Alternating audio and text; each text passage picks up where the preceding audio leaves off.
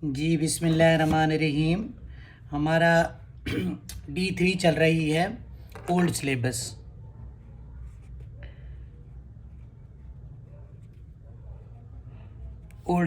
जिसमें question number हम 5 करने जा रहे हैं 9A का।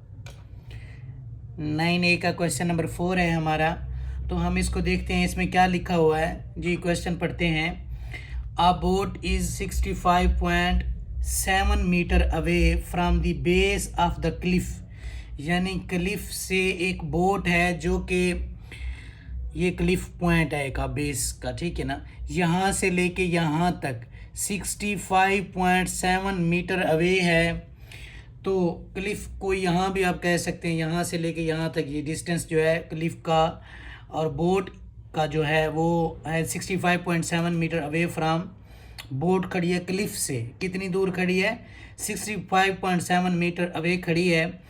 तो given that the angle of the depression, सबसे पहले तो आपको पता होना चाहिए कि एंगल ऑफ डिप्रेशन क्या होता है। बेटा एंगल ऑफ डिप्रेशन जो होता है ना वो ऊपर से नीचे की तरफ बनता है, यानी यहाँ पे बनेगा नीचे की तरफ ऐसे।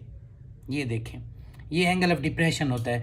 जो नीचे से ऊपर की तरफ कोई चीज़ आ जा रही हो तो उसका होता है एंगल ऑफ एलिवेशन। जो ऊपर से नीचे की तरफ आ रही हो और उसका जो एंगल बनता है उसे कहते हैं एंगल ऑफ डिप्रेशन, ठीक है ना। अच्छा, वैसे भी आपको पता है डिप्रेशन टेंशन होती है, तो जब इंसान नीचे से ऊपर से नीचे की तरफ गिरता है तो उसे डिप्रेशन होती है। तो इसीलिए आप याद रख लें कि ये एंगल ऑफ डिप्रेशन होता है, ठीक है ना। Given that the angle of depression of the boat from the top of the cliff, यानी क्लिफ, ये क्लिफ है ना, तो यहाँ से लेके यहाँ तक बोट यहाँ पे पड़ी है, खड़ी है या पड़ी है जो भी है, नींद कर रही है।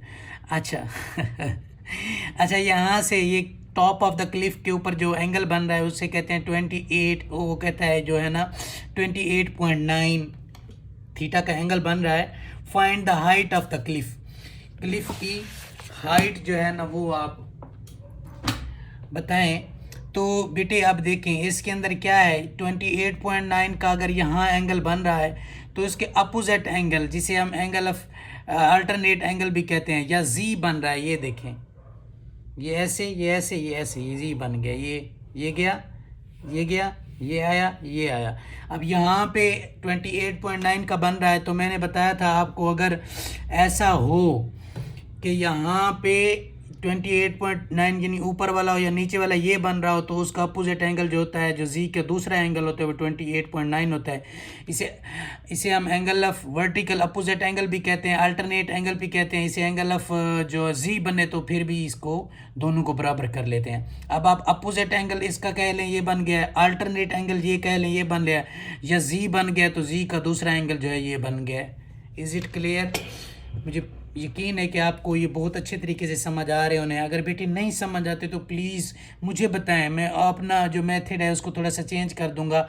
हम ये ओल्ड सिलेबस के साथ न्यू सिलेबस पे मेरी ज़्यादा तवज्जो है, क्योंकि ये मैक्सिमम यही साल चलेगा, उसके बाद ये ख़त्म हो जाना है, वही न्यू चलेगा, उसको मैंने सारा अपलोड कर देना है और एक एक कंसेप्ट के साथ मैं उसको अपलोड करूँगा, सॉरी।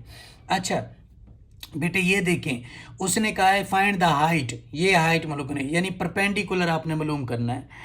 तो बेटे अगर परपेंडिकुलर आपने मालूम करना है तो आपके पास बेस और परपेंडिकुलर है, और जिसमें बेस और परपेंडिकुलर हो तो उसे कहते हैं हम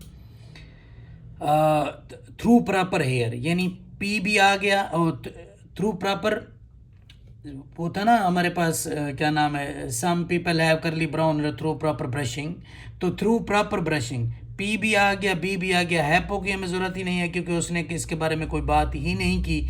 तो हमें प्रॉपर और जो है ब्रशिंग चाहिए, यानी परपेंडिकुलर और बेस चाहिए, तो हम tan थीटे का ही फार्मूला यूज़ करेंगे। मेरे ख्याल में जब से हमने स्टार्ट किया tan ही लग रहा है। जो tan theta is equal to perpendicular over base, perpendicular हमने मालूम करना है, बेस हमारे पास 60.5 सेंटीमीटर मीटर है, 7 मीटर है।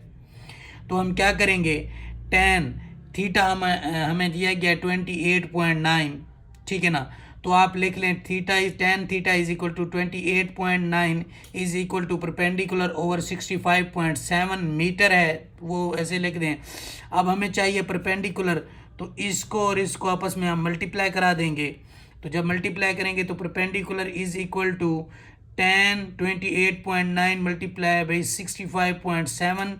जब इसको आपस में tan निकाल के 28.9 का tan निकाल लें पहले, फिर 65.7 के साथ मल्टीप्लाई करेंगे तो आपके पास आंसर आ जाएगा बेटे perpendicular is equal to 36.3 metre. ठीक है ना, ये आपके पास एक आंसर आ जाएगा। इजाज़त दीजिए बिलाल चांद को।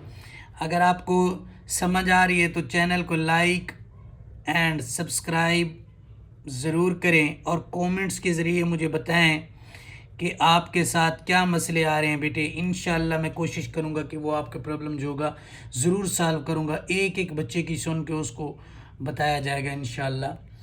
ठीक हो गया बेटे, थैंक यू, अस्सलाम वालेकुम।